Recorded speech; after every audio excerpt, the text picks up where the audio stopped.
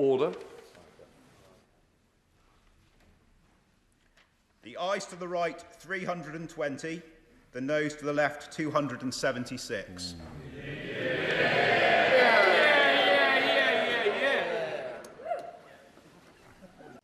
The ayes to the right, 320. The noes to the left, 276. The ayes have it, the ayes have it. Look!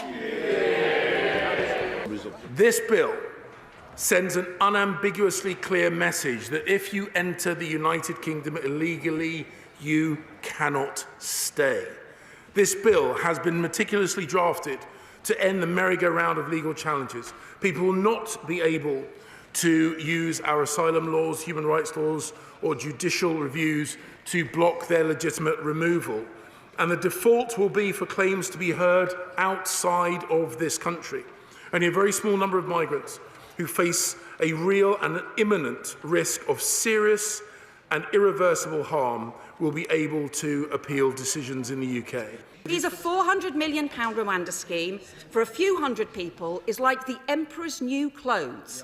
And the Prime Minister and his immigration ministers have been desperately spinning the invisible thread, but we can all see through it. The Home Secretary is just wandering naked round this chamber, waving a little treaty as a fig leaf to hide his modesty behind. I admit he doesn't have much modesty to hide. We now start with questions. Prime Minister Jason McCartney. Question 1, please, Mr. Speaker. Prime Minister. We have managed now, because of our actions, to reduce the number of people coming here by over a third last year, remove over 20,000 people from this country back to their home countries, carried out 70% more illegal enforcement raids, arrested hundreds of people, closed down thousands of bank accounts, and processed over 100,000 cases, the biggest number in over 20 years, Mr. Speaker. Do you want that early cup of tea, or are you going to a little bit more shy? Only this government could waste hundreds of millions of pounds on a removals policy that doesn't remove anyone. Only this government could claim that it's going to get flights off the ground, only to discover they couldn't find a plane. Only this government could sign a removal deal with Rwanda, only to end up taking people from Rwanda to here.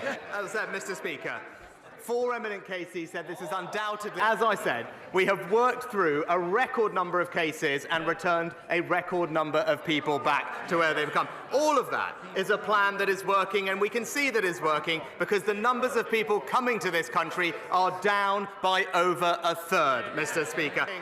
Real wages rising for the 5th month in a row.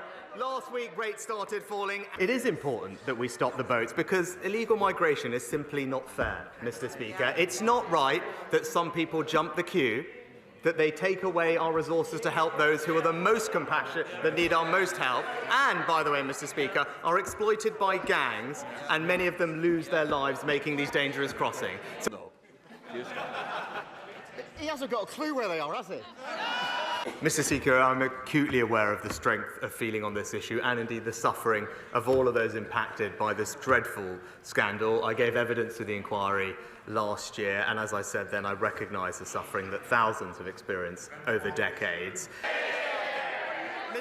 Mr. Speaker, it is written. Final question, Ian Mans. I'm very grateful, Mr. Speaker. Let's take a look at what's at stake in this highly contested piece of policy. Taking back control of borders was a key pledge from Conservative politicians that led to the UK voting to leave the European Union back in 2016. In 2022, net migration soared to 750,000 people. The government's under pressure to keep those numbers down, especially those who arrive illegally in small boats to England's southern shores. This was Suella Braverman, former Minister of the Interior and staunch backer of sending migrants to Rwanda in Parliament last month. We are all here familiar with the problem. Tens of thousands of mostly young men, many with values and social mores at odds with our own, pouring into our country day after day, month after month, year after year. The Rwanda scheme, agreed in April 2022 by then Prime Minister Boris Johnson, sends anyone who arrived illegally to Britain in January of the same year to Rwanda. However, European judges blocked the first deportation flight in June 2022. The UK Supreme Court then upheld a ruling that the scheme was unlawful.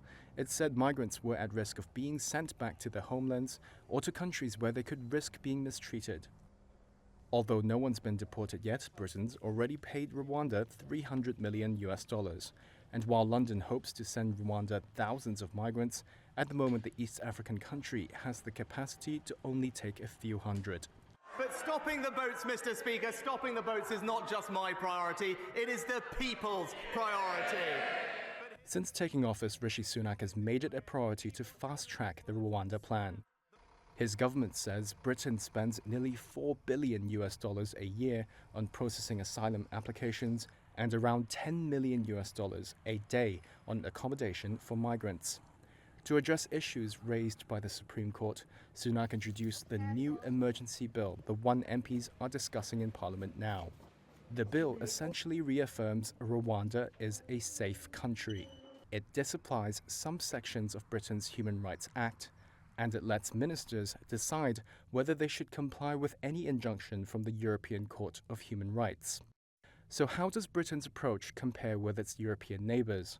Many EU countries, such as Germany, have tightened their border controls to address immigration concerns. Denmark has signed a similar agreement with Rwanda, but has yet to send any migrants there. And Italy has announced plans to build reception centres in Albania.